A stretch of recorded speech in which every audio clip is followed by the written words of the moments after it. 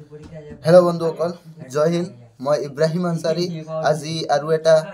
ডাঙৰ good news লৈ আহিছো কাৰণ আমাৰ যে অসমৰ সিএম স্যাৰ হয় ডক্টৰ হিমন্ত বিশ্ব শৰ্মা ডাঙৰীয়া দেৱে আজি আৰু এটা অসম পুলিচৰ ৰিটেনৰ কাৰণে ডেট মুকলি কৰিলে যেটো আমাৰ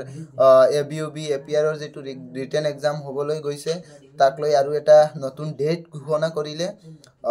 মামাই ক'লে যে মানে ফেব্ৰুৱাৰী মাহত যেটো এবিউবি যেটো ৰিটেন এক্সাম হয় তাৰ ৰিটেন এক্সামটো পাতিব তো যদি ফেব্ৰুৱাৰী মাহত ৰিটেন এক্সামটো পাতে তেন্তে হলে আমাৰ হাতত মানে সময় আৰু খুব কম আছে কাৰণ ক'বলৈ গ'লে এক মাহ মান আছে এক মাহ ডেৰ মাহ মান আছে কাৰণ এতিয়া ডিসেম্বৰ জানুৱাৰী ফেব্ৰুৱাৰী দুমাহ মান আছে তো আপোনালোকে ভালদে পঢ়িব লাগে কাৰণ আমাৰ হেমন্ত বিশ্ব শৰ্মা ডাঙৰীয়া ছাৰে যেটো কয় তাক মানে পুৰা অফিশিয়ালি মানে হ'ব কাৰণ কি হয় আমাৰ মামাই যেটো কয় এটো পুরা মানে মিছাকে নহয় হসাকে হয় তো আপোনালোকে ভালদে পঢ়ক ময়ো পঢ়িছো আৰু ফিজিক্যালত ইমান মানে ভাল নম্বৰ পোৱা নাই কাৰণ প্ৰেক্টিস কৰিছিলো যিমান ভাবিছিলো এই নাম্বাৰটো মই পোৱা নাই বহুত মানে দুখ কষ্ট লাগিছে কি কৰিম আৰু এটো মই কিবা মানে ভুল কৰিছো এই কাৰণে নহলে তো ভাল এটা নম্বৰ পালে হেমতে মই তেন্তে হলে মই মানে তথাপিও পঢ়িছো কাৰণ পঢ়াটো বেকাৰ না যায় আৰু যেনেকা আজি মই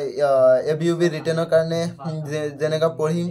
তাক মানে আৰু এটা নতুন পদ ওলাব গৈছে মাৰ্চত আমাৰ মামাই কৈছে আপোনালোকে সকলোৱে জানে মাৰ্চত নতুন পদ ওলাব তাৰ কাৰণে মোৰ সুবিধা হ'ব এই কাৰণে পঢ়িছো